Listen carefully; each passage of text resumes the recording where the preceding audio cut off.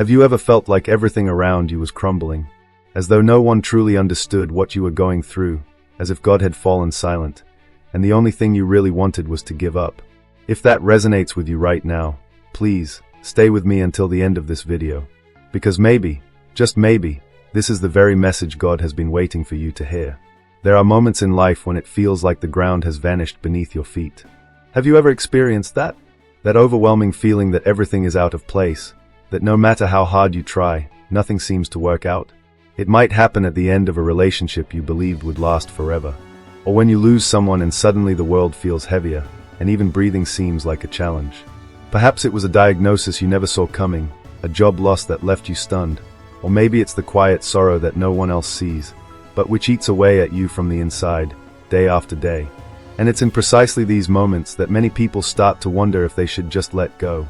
But here's something you may not hear often enough: in those very dark hours, when it feels like all hope is lost, that's when God is often closest. It's at that breaking point, when you've reached the end of your own strength, that the supernatural work of God begins. The Bible says in 2 Corinthians 4 verses 8 to 9, "We are hard pressed on every side, but not crushed, perplexed, but not in despair, persecuted, but not abandoned, struck down, but not destroyed." Do you truly grasp the depth of those words? They weren't written by someone who lived a life of ease.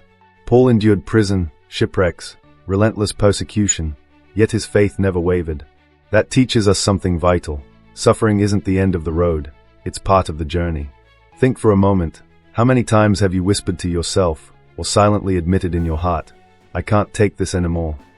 How often have you locked yourself in the bathroom to cry in secret, not wanting anyone to see your pain? Or laid your head on your pillow, surrounded by people, yet feeling utterly alone? These experiences are far more common than you might believe. And if you're listening to this now, please know, you are not alone. What you're feeling, thousands of others feel too. The difference lies in those who choose to keep going, even when their hearts are in pieces. Have you ever noticed how trees grow stronger after a storm? The fierce winds push their roots deeper into the earth. And just like those trees, our lives are shaped by the challenges we face.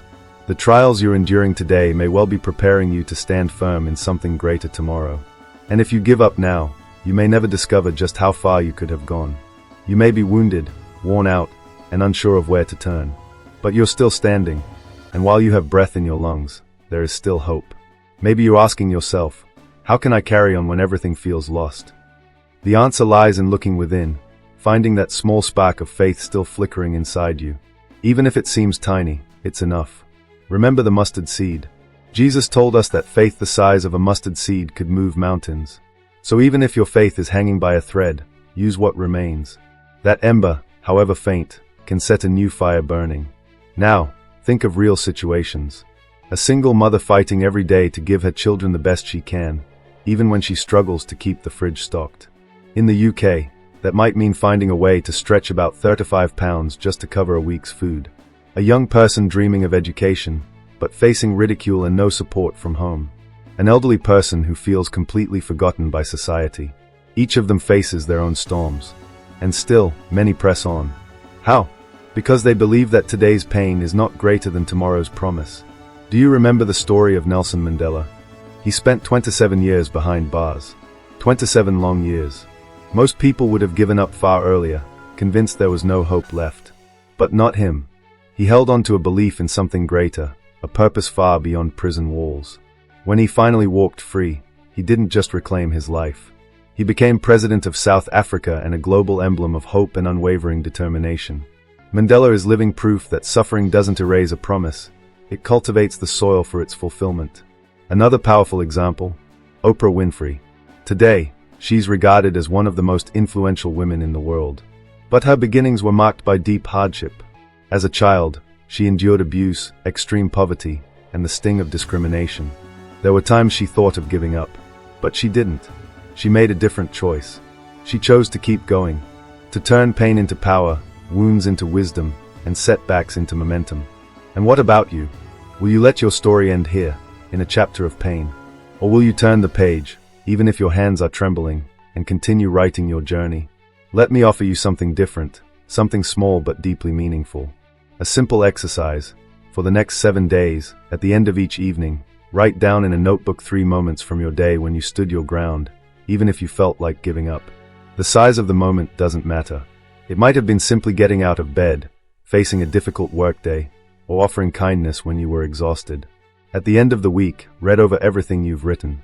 You'll begin to realize you are not weak. You are far stronger than you've believed. You've already overcome so much, and you're still standing. The pain you feel today may seem overwhelming, but it does not define you. It's part of the journey, not the end of your story. God has not forgotten you. He sees the effort you put in. He notices every tear, even the ones no one else sees. And as long as you are still standing, however unsteadily, He will keep holding you up. Don't give up now. The world still needs to hear your story of triumph. Can you feel it? That gentle nudge in your heart? It's God whispering, "Hold on just a little longer, my child. Your breakthrough is on its way." How many times have you asked yourself, why is this happening to me? Maybe you haven't spoken the words out loud, because no one around you seems to grasp the depth of your pain. You've prayed, held on to your faith, done everything you could, but it feels like heaven is silent. The answers never come, and all you want is some explanation, some meaning, a reason. Because deep down, you just want to know it will all be worth it. But what if I told you, your pain isn't punishment, it's preparation? What if the wound that aches the most right now is the very place where God is planning to reveal the greatest miracle of your life? Sometimes, there's no clear reason for suffering. And in those moments, many give up. Because they crave logic. They want control. They need answers. But faith, true faith, begins where understanding ends. Faith is choosing to trust even when everything feels upside down. It's believing that God is still in charge, even when life feels completely out of control. Take a look at your past. How many times did you try to handle things your way, in your strength, with your own plan, only to find that nothing turned out the way you expected? We've all been there. But what we often fail to see is that those interruptions, those disappointments, those closed doors, are sometimes divine redirections. God's way of shielding us or steering us towards something better. Sometimes He withholds what we want, because He's preparing something far greater than we ever thought to ask for. Have you ever considered that? Maybe what you now call failure is actually a stepping stone to your true calling. In Scripture, Joseph is a profound example of this truth. He was sold by his own brothers, falsely accused, thrown into prison, forgotten, and all of this dragged on for years. Yet even through it all, he never allowed the pain to destroy his faith. He never let bitterness extinguish the purpose burning within him. Joseph came to understand that the journey, however painful, is an essential part of the divine plan. And because he endured, God lifted him up. The boy who was cast aside became the ruler of Egypt. The one who was humiliated received honor beyond measure. And do you know what he said to the very brothers who betrayed him? "You intended to harm me, but God intended it for good." Genesis chapter 50, verse 20. That's spiritual maturity. It's recognizing that many times, the evil directed at us is what God uses to position us for our destiny. So let me ask you, how many times have you been wounded by the very people you love the most? How often have doors slammed shut just when you needed them to open the most? How many moments felt like the end, only for you to realize later that God was simply repositioning you? The scars you carry from life aren't signs of failure. They are the marks of someone who has survived. Proof that even when broken, you didn't stop walking. And if you're still walking, there's still hope. There's still a purpose for your life. Now let's step away from Scripture for a moment and look at stories from our modern world. Consider someone like Tyler Perry. He suffered abuse as a child, lived without a roof over his head, slept in cars. But he never gave up. He kept writing plays when no one came to watch. He kept believing even when no one else did. Today, he is one of the most successful producers and entrepreneurs in Hollywood. And he often says, "God brought me to the bottom so I could see He was the rock at the bottom." Another story, Steve Harvey. Now he's a world-renowned host, comedian, and author. But did you know he lived in his car for 3 years? 3 long years with no place to call home, not knowing where his next meal would come from. Yet he held on to the belief that what he was going through was not his final destination, just a detour. And he was right. These stories remind us that today's suffering can become tomorrow's testimony. That pain isn't the end, it's a stage in the process of refinement. God never wastes pain. He turns tears into wisdom, turns losses into growth, turns silence into guidance. Have you ever considered that maybe you're the right person, just living through the wrong moment, on your way to the right destination. How many times have you prayed for direction, for change? But when change finally came, it arrived cloaked in loss, confusion, and crisis. And only later did you realize what felt like chaos was really just God shifting you into the place you were always meant to be. That's how God works. He tears down, so he can rebuild in his way. He allows the breaking, so he can restore with a father's hand. So if you find yourself in a dark valley today, it's not the time to panic. It's time to trust. It's time to hold tight to God's hand and whisper, "I don't understand, but I will keep going." Your pain is not pointless. God is crafting a story within you, a story that, once told, will bring healing to others. A story that may inspire someone else who, right now, is thinking about giving up, just like you once did. So I invite you to look at your pain through a new lens, no longer as a burden, but as a seed. Because everything God plants, he harvests, and he is planting something precious inside you now. Maybe you can't see it yet, but soon, you will understand. And when you finally arrive, you'll look back and say, "Now I understand, it was all part of the plan." Don't stop halfway. Don't close your eyes to the future just because the present feels overwhelming. If God is allowing this moment, it's because something eternal is being formed. You haven't been forgotten. You're being shaped. And your story, it's going to move hearts across the world. There are days when it feels like you've run a marathon without moving an inch. As though every effort is fruitless. As though the world is charging ahead and you're stuck in the same spot. And in those moments, the doubt creeps in. Is it worth carrying on? The answer is simple. It is. It's worth it because those who refuse to give up reach places most people never dream of. Have you ever noticed how the greatest achievements in life often don't come from the most gifted or the best prepared, but from those who just wouldn't stop? Look around. How many people do you know who had everything going for them, but gave up halfway? And how many, even with every obstacle against them, still made it, simply because they held on? The world tries to convince us that everything must be quick, easy, instant, as if life were a 100-meter dash. But it isn't. Real life is a marathon, full of hills, stumbles, and sometimes painful falls. But in the end, what truly matters isn't who finishes first, it's who refuses to stop.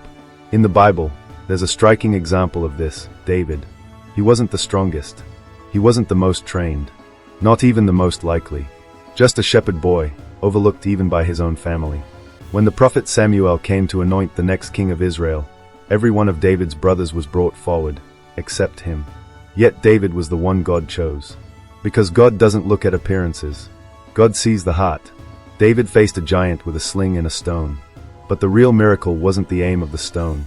It was the bravery of a boy who didn't shrink back from the impossible. And now it's your turn to reflect. How many times have you frozen in front of your own giants? How often have you felt too small, too weak, too unworthy? What if, instead of running, you stood your ground, with the same faith David had? The problem is, we grow up believing that courage means not feeling afraid. But that's not true. Courage is moving forward in spite of fear. It's getting out of bed even when your heart feels heavy. It's trying again even after failure. It's choosing to love even after being hurt. It's carrying on, even when everything inside you screams to give up. Have you ever heard of Bethany Hamilton? She was a rising star in the surfing world, with a future full of promise. At just 13, she was attacked by a shark and lost her left arm. Everyone assumed her career was over. But she returned to surfing. She adapted. She trained through the pain. And she won competitions, with only one arm. Today, Bethany is a symbol of strength and faith. And whenever people ask how she did it, she answers with a calm smile, "It was God." Now imagine, what if she'd given up in the hospital during those first days? What if she had believed that her loss was the end of her story? And you? What has made you stop? Rejection, lack of resources, fear of failing. How many things have you missed out on because you believed you weren't good enough? Listen closely. You are not what others have said about you. You are not your mistakes. You are not the rejections you've received. You are someone carrying a promise. And the promises of God never fade, not even when everything around you feels lifeless. Do you remember Abraham? He waited many years for a child. He was already an old man, and his wife was well beyond childbearing age. Everything pointed to the impossible. But even so, he believed. And because of that unshakable faith, he witnessed the miraculous unfold before him. What does that teach us? That the length of the wait never cancels what God has promised. Now let's bring that into our everyday reality. Think of people who dedicate years preparing for competitive exams, only to fail again and again before they finally succeed. Think of couples trying for a child for so long, receiving discouraging reports from doctors. Think of business owners who go bankrupt, start over from scratch, and eventually thrive. All of this happens because of one principle that, while simple, carries immense power: perseverance. That's why today, with the full weight of a faith-driven word, I want to tell you, don't stop now. You might be exhausted, wounded, lost, but you're closer to your breakthrough than you realize. It always happens like this. The enemy fights hardest when you're on the verge of something great. Doubts scream louder when you're about to push through. Fear rises when you're about to enter new territory. And it's precisely at this point that you must endure. There's no harvest without sowing, no miracle without faith, no resurrection without the cross. And if you give up now, you may never discover what God had waiting for you just around the bend. If you stop fighting today, you'll never see the size of the victory He prepared for tomorrow. So here's a challenge for you. For the next 15 days, pick one goal you were about to give up on. It could be returning to your studies, rebuilding your prayer life, mending a relationship, or finally starting that project. No matter how small it seems, persevere. Every single day. Pray before you begin. Give thanks when you finish. And if you can, share your progress with someone you trust. At the end of those 15 days, you'll begin to see the truth. Your greatest enemy was never the situation. It was the fear of continuing. But now you know, those who refuse to quit, win. Those who keep going, bring change. Those who stand firm, will reap. So lift your head, breathe deeply, and try again. Because the God who called you to this journey is the same God who will carry you through to the end. You weren't made to stop halfway. You were made to go where no one believed you could. Have you ever caught yourself asking, how long? How long will this pain last? How long will this tough season drag on? How long will you live waiting for a relief that never seems to arrive? And even when you try to keep your faith alive, deep down there's that weariness, that quiet ache that time is moving forward but your life feels stuck. And it's in moments like this that many begin to believe God has forgotten them. But the truth is, there is a time for everything, even for pain. The word of God is clear in Ecclesiastes chapter 3, verse 1. To everything there is a season, and a time to every purpose under the heaven. That's not just a poetic line. It's a truth that can reignite your hope. Because if everything has its appointed time, then your suffering does too. It has an end date. It is not forever. And more than that, it's not happening without meaning. There is purpose in it, even if you can't see it yet. Think about how pregnancy works. For 9 months, a new life develops in silence, in the dark, out of sight. A mother endures pain, discomfort, changes in her body, and at times, she wonders if everything is truly going well. But, when the moment is right, something new comes into being. The same can be said about the pain you're experiencing now. It is bringing forth something that hasn't yet been revealed, but that will come in its own time. The issue is, we're often in a hurry. We want God to act as quickly as our desperation demands.